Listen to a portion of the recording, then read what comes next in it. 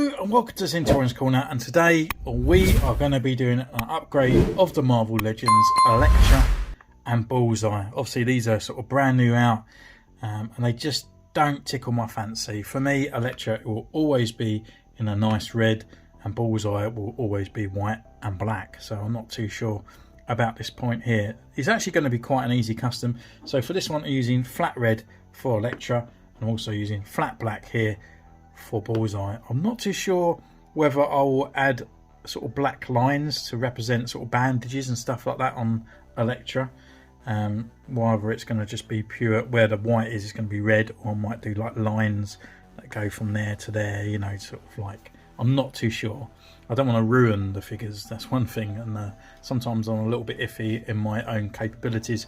I'm also using a matte lacquer spray, so every time that I'm kind of going to do a coat, I'm going to put this on because I don't want the colour to bleed. I don't want it to rub off. The only places it's probably going to actual rub on her is down here. And the good job about this guy, his ball joints are actually black already. So literally it's only going to be his torso here and his ab crunch and stuff. So it's not going to be too drastic. But yeah, for Elektra, she is completely fully red. So we just got to make sure that we just keep to the lines and going around. So I'll probably do her torso differently and then spray her and then do this part and then go over the top of that to make sure that this doesn't chip it what I have actually done. So I'm going to put my gloves on for this one as well because I don't want to leave fingerprints all over the figures, and I guess let's crack on, and without further ado, let's paint these figures up. Okay, so first up what you want to do is grab flat red XF7. Just make sure it says flat, as there is XF7 red, and it's a little bit glossy and it's not a nice paint to paint with, so matte is a lot better for you with the flat. And then just start painting away with the figure all over the white parts of the entire figure parts there, but just please take your time. I kind of tried to rush this as quick as possible for it to be quite an easy custom, but what I would highly recommend is kind of separating all the parts if you can, and do so. So just place the figure in hot water, try and pop that torso off, and at least try and pop the arms off. Take that sash off around the belt as well, and just literally just paint it and seal it as you go. I would recommend just painting one leg and sealing it, painting the other leg, painting and sealing, painting the bottom of the actual body, sealing that as well as the arms and the top torso. And once it's all fully done, heat it back up and pop it back together. I was a little bit too apprehensive here, I was too fast, and I thought I'd be absolutely fine if I just hold it, but that sash literally has a mind of its own, and unfortunately damaged a lot of the painting that I did around the ab area. Not too bad, but it could have been better. So just make sure that you paint each part, get the nice coverage over the top of it and seal it. The actual flat paint, when you're using it as well, once it dries it can chip quite easily, and if you actually put a few layers on there, obviously it's going to be quite a deep hole if it does chip. So just be really careful with this because you don't want to damage a really nice figure. And then I'll just see you at the end of the video for Elektra, and then also I'll give you some pointers with Bulleye a little bit later on.